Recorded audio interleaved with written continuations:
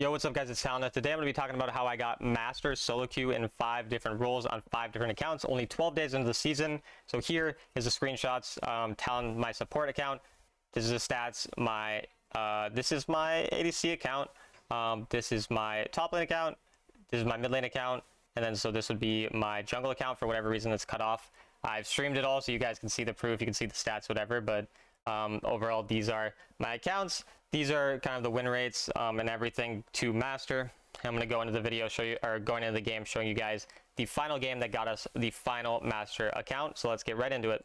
All right, guys. So getting right into the game. So here we are playing Thresh. It was support. That was the final kind of game. So we're going to talk about support gameplay here a bit and how we were able to climb, and also just some general things that worked really well for me to climb solo queue with such high win rates on all of these different accounts. It only took 334 games to climb, which I think is pretty good for, you know, obviously getting 5 accounts to master. The goal is to get 5 to sovereign. That's what we're aiming for. Starting off level 1 here, generally it's pretty straightforward. The way I'm playing most of these early games, it's just pretty aggressive, trying to get a lot of poke. For me, I found support, the best thing is spamming a champion that can lane really well and can impact the game and then has good CC to set up your team later. So here I do something dumb. I for some reason go to try to ward this and I get poked out. So you can see that early game actually starts out pretty poorly compared to normal. Obviously a lot of other games are kind of stomping lane level 1, but this one definitely a bit of a mistake there by me.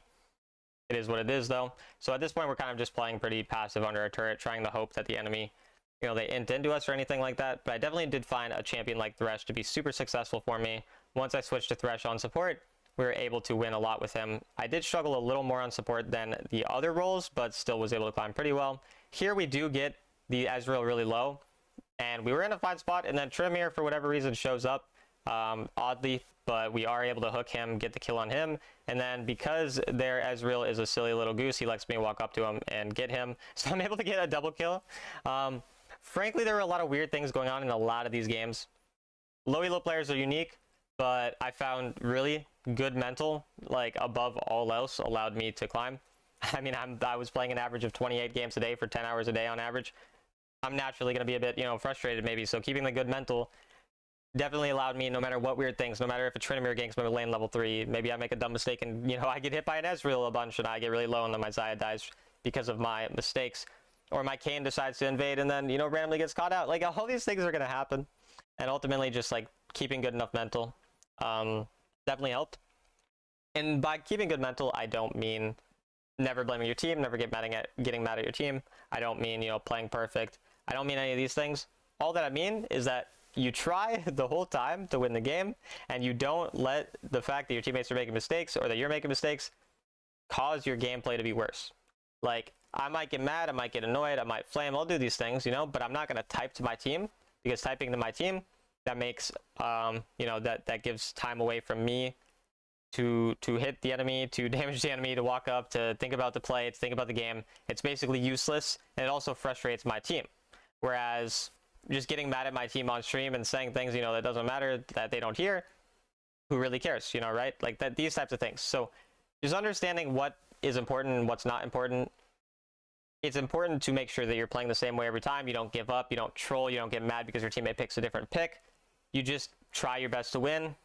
You can get frustrated, you can get angry, just don't let it affect your gameplay. Don't type to your team, don't piss your teammates off, and you're going to be chilling. And again, here now at this point, the Thresh, or the Alistar walked into my hook when I would have otherwise killed the Ezreal, so he ends up saving Ezreal's life, but then Ezreal dies right after, and now we're stomping lane quite hard. So again, main thing that has allowed me to climb has been good mental, has been keeping that type of thing, and then also the champion pool. Playing very few champions. Each account, I play 1 or 2 champions. I spam Thresh in support.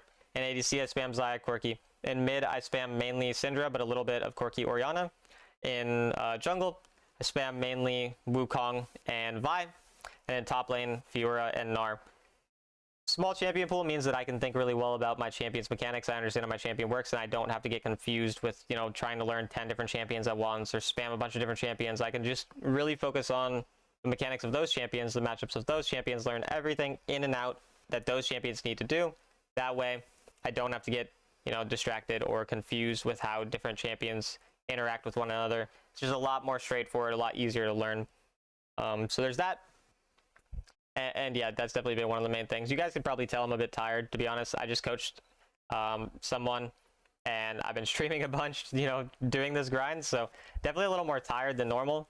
And this video is probably just going to be me mostly, again, just talking about some of the main things that help me climb as we have this gameplay on in the background. But you can see, again, a lot of weird things happen. You randomly get ganked again by the Trinamir. I think we're able to actually outplay them pretty hard here under the turret. Again, Thresh is a champion with a lot of outplay potential. The enemy kind of overextend into you, and you're going to be all right. Xayah does a nice play here, and you know, generally pretty smooth so far for us. This game has been going, and yeah, I remember the other thing I want to talk about now. So I'm going to leave you guys in suspense as I take a sip of water before I talk about what it is I wanted to talk about. All right, now that I've taken a sip of water, I wanted to mention Gallio's Aegis. So if you guys don't know what Gallio's Aegis is, also this is hilarious, by the way, the fact that this guy died, that was completely hilarious. So I just wanted you guys to take a moment. If you guys don't know what Gallio's Aegis is, though, basically if you get an S rating, which is doing better than 90% or more of players in your same elo on your same champion, which is determined based on stats, like, you know, how many kills you had, assists, deaths, damage done, damage taken, damage to turrets, all these random factors that we don't actually know the exact formula for. If you get better than 90%, you get a S rating. If you get better than 80%, you get an A rating. Gallio's Aegis means that if you get an S rating and you lose, you don't lose any marks. If you get an A rating and you lose, you get 275 fortitude, I think, which is half of what you would need to get a mark loss protection. So basically, it's meant to make it so that if you perform well and lose, that you end up not losing a mark. Now, I don't like this, but we're not going to get into why I don't like the system. We're going to get into why it benefits me and why it can benefit you guys too. So if you guys looked at my stats from the beginning of the video, I have a bunch of S ratings, a bunch of A ratings. I'm taking a lot of advantage of this system. And what this means is I'm happy to KS as a support because the system's going to determine that, oh, he played better because he got more kills. So we're going to, you know, be more likely to give him Gallio's Aegis. Or when a game is going really poorly, so like let's say that your team is down 5k gold, you know you're probably going to lose, but you have good stats. Let's say you were a support and you were like 1, 1, and 11, but your team is losing. Then you will, instead of trying to play to win because you're down 5k gold, you just play to get good stats. So if your teammates go in on any fight where you think you should probably sacrifice your life for them, don't sacrifice your life. Just don't die, hit them a bit, take some damage so that you can get your stats up for that, and then just try to get an assist or two out of it, get your stats up, and that's that. This way, you guarantee that you don't lose a mark, and then if your teammates end up winning, then you obviously just gain a mark. So you're happy either way. Now, don't do this when you're down a lot and you don't have good stats. So like, let's say you're 1, 4, and 2. You're not going to get Gallio's Aegis, so play to win. Because either you win or you're not going to get it. And that's fine. Some games you're not going to get it. You're not going to get it every single game. But if you notice that you're having really good stats in the game and losing by like 5k plus gold, then play for it. But if you're like even gold or ahead in gold or only slightly behind, still play to win. Even if you're having good stats, because you're pretty likely to win, so there's no reason to not play to win.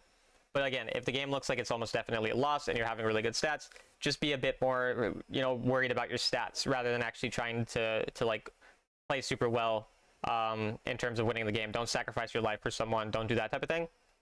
So you're still going to try to win the game, obviously, but you're going to also keep in mind the stats and take more advantage of that.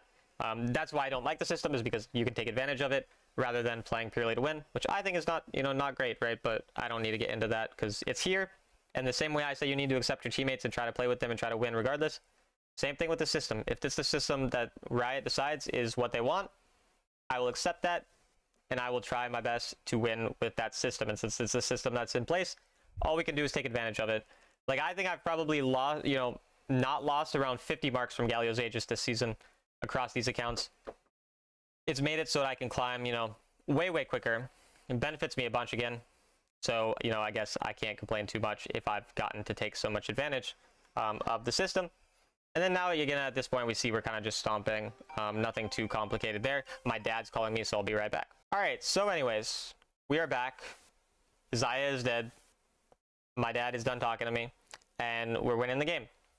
Nothing too complicated really here. But yeah, you can see in like a game like this, for example, with the Gallio's Aegis stuff, I'm 6, 1, and 10. So even if my team ends up throwing and I lose, my stats are so good in this game that I'd probably get the S rating. and I wouldn't lose a mark.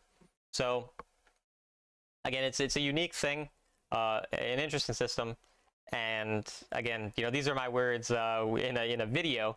If you hear me on my stream, I might have some less kind words that I say about it, but there's no need to be like that right now. So with that system in mind, we definitely take advantage of it when we can. When it comes to this game, though, the rest that's kind of going on, we kind of talked a lot about what allowed me to climb. Again, the good mental, the taking advantage of the system well, playing champions and sticking to those couple champions and champions that are good for solo queue. So all of that really allowed me to climb.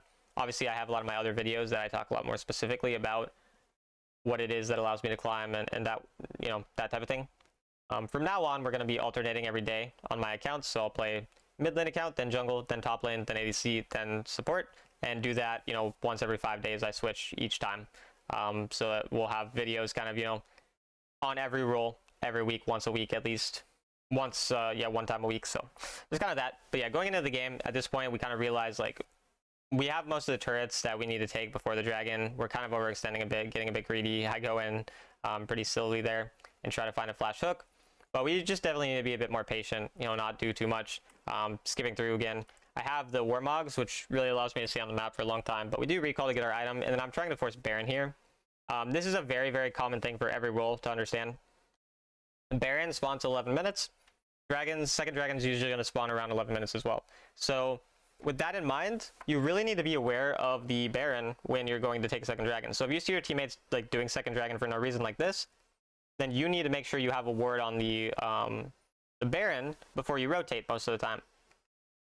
Now that means that you need to be setting up for an objective 20-30 seconds beforehand so your teammates don't, int and die as the dragon's spawning. You need to make sure you get this ward before the dragon spawns so your teammates don't int randomly, without you. That type of thing.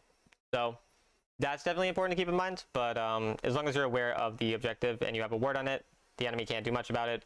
And then again, I'm just trying to will my team towards this objective. Notice how often I'm just trying to will. I'm like, hey, take the lantern, come here, buddy. I'm trying to ping my team. I'm warding it. I'm doing everything I can. And again, even despite that, they barely listen. So I'm not saying this in a negative way. Well, I mean, I guess I am, but like I'm saying it in a way like you need to really will your team to do these things. And sometimes even when you do all that, they're still not going to listen. And it just is what it is. Like that's just how solo queue goes. You try to get your team to do the correct call, try to make the right call, and they either listen or they don't. And at the end of the day, it is what it is, right? And when they do listen, usually it works out well. We get the Baron, we use the Baron to push, and we're overall just in a good spot, just peeling our teammates, nothing too complicated here. I have my Gale Force if I need, then I can miss my hook because I'm trash. And yeah, I mean, we're kind of going to skip through a decent amount of the rest of this game because it is relatively boring. I kind of just wanted to get this video out there, show you guys, the rank achievements that we've gotten, and show you guys, me hitting some hooks on Zyra plants. Because again, I'm pretty tired from all these games, so some of my videos every once in a while will be a bit shorter or a bit probably not the highest ever videos ever, just kind of me talking over a game, giving you guys some advice. I still think some of the advice you see from this game can be useful. You can definitely use it in your own games and whatnot, but I won't be like doing super detailed guides. That might be something I'll focus on more when I am spamming a little less games, right? When I'm in college, because my college starts in like a month, and when this season's over and we're done with this grind, that's definitely going to take a lot of time. So for now, you guys can kind of catch me like on Twitch, on YouTube, streaming a lot, and then I'll make these videos daily to just give you guys some advice on kind of what it is I'm doing to climb or what you can do to climb. Typically, the way that we approach improvement, the way that I approach improvement, and I recommend you guys do, is find 1 or 2 small things to improve on every day, and just try to get better on that for a day, 2 days, 3 days, just grinding only that one specific concept, whether it's a specific part of lane phase, like punishing last hits, or making sure you're aware of second Baron or first Baron rather, or whatever it is. You just focus on that, focus on improving on that, and you can find those types of things to improve on by watching my videos, because I talk about different random topics in my videos, and then you get better at that, go on to the next thing, so on and so forth, and eventually you become faker. Like once you get good enough, you literally just you change how you look and you become faker. Like you get the glasses, you get the the really cool look and everything. It's how it works. It's scientifically proven. I lied about that. There's no science behind it. Sorry about that. I didn't mean to get your hopes up. You're probably never going to be faker. I'm sorry, guys. I know. It's pretty sad. It is. I'm sad about it as well for you. Also, I inted randomly. I was trying to distract you guys from the fact that I was going to randomly int there. So that's why I was doing this random rant that made no sense. That's kind of the goal here, is just distract you from the fact that I ever make mistakes or die randomly, and pretend like it doesn't exist. Didn't happen. But yeah, just kind of a random video. So we decided to, you know, just ramble a bit. And at this point, we're kind of just trying to make sure now that our team doesn't throw too hard, because we're way, way ahead. But you guys have all had the games where your team does randomly throw for no reason. And so in order to stop that, we're just trying to make sure, again, we're not overextending. We're not doing more silly things. We're just looking for basic hooks, helping our team out. Nothing too much more complicated than that. And then we randomly do a little flash hook because we're bored. And the Zai gets the triple kill. Makes me very happy. And I think we go and we end. Shout out to my team in this game. I had a really smooth team for my final game of Master. You guys can now watch me play in my Master accounts today, which will be yesterday by the time you guys see this video. We're playing on our mid lane account. I already got to Master 10 marks. We gained 9 marks in one stream on our mid lane account, and I'm going to play more on my mid lane account in tonight's stream because I usually stream twice a day. Hope you guys enjoy this video. Hope you guys enjoy the climb, again, going for Sovereign 5 roles, all solo queue, and I'll see you guys in the next one.